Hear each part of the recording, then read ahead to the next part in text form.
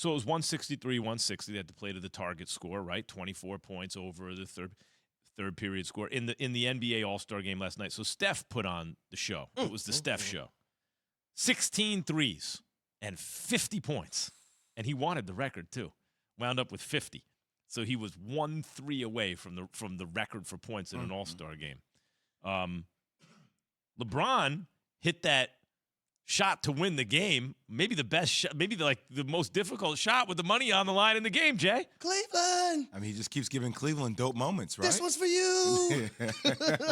Cleveland. What do you think but look, here's my basic feeling is if I had to order the All-Star games, baseball's is the best because it's the closest to an actual baseball game where you can play as hard as you can. Basketball is the second best. Football is a joke. Pro Bowl's a joke. But what did you think about this All-Star game? I mean, the whole weekend. The weekend is always dope because everybody gets together, right? Like all the seminars and the players. You see the guys in the back, playing dice, playing spades, gambling, having fun. Ja Morant's video that we saw this weekend. HD and I were talking about it. Little baby, the connection that there's there. So I think you always get a lot of good content, right? You get a lot of great storylines. The game itself just kind of seems like something that's in the backdrop, frankly.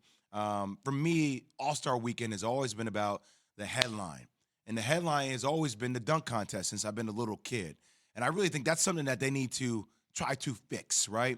Not seeing LeBron James, Giannis, not seeing John Morant, not seeing Zach LaVine, Aaron Gordon. Like that dunk. I want to see real dunkers, like guys that I feel like owe to the game to put on that type of show. This is the perennial conversation now. When I was a kid, I remember there was a dunk contest, and it was, I mean, obviously everyone remembers the one with Dominique and Michael Jordan. I was like in the 5th grade or the 6th grade or something at the time.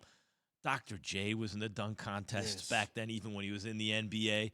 The biggest stars who dunked were in the dunk contest. Not the case anymore. The guys who were the faces of the league.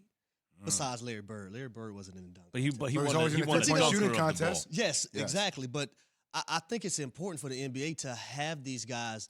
And I seen something Snoop posted the other day. Remember when you used to have guys from other stars from other sports compete in the dunk contest as well? Mm-hmm. Guys like Dion. That's right. Michael Irvin. I can't remember the other few. But I like things like that, man, because it just brings more excitement to the weekend. But I want to see Ja.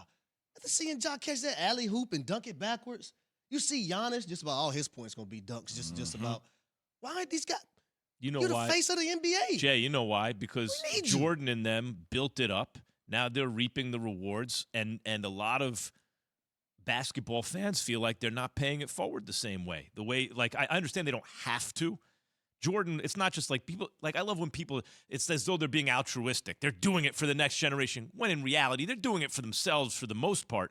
But it did have the effect, Bird and Magic and then Dr. J before them, and then Michael Jordan taking it to a new level of building this enormous platform in business that guys like Ja are profiting from. And yet the league could use Ja in the dunk contest. Look, I mean, they definitely could. I will say this, though. And I sometimes think that as a viewer, we get a little bit spoiled because when I start seeing some of the dunks that guys do and some of the ratings, I was like, oh, that's a 7. We've seen that before. I'm like, man, it's hard to do new stuff, man. Like Everything's been I'm just done. gonna tell y'all right now, as a real hooper, Zach LaVine, Aaron Gordon, Derrick Jones, 3 of the best dunkers there is in basketball Ever. history. History. Yeah, no doubt. I agree. Some of the stuff like Zach LaVine did a windmill from the free throw line. I just want to say that. A windmill off one leg from the free throw line. Yeah, you could argue he's the greatest dunker ever. He's in the short list. But I think a lot of guys feel that hesitancy, right? About like, damn, like what could I do that's different after seeing what's been done, right? Before we're like, blah.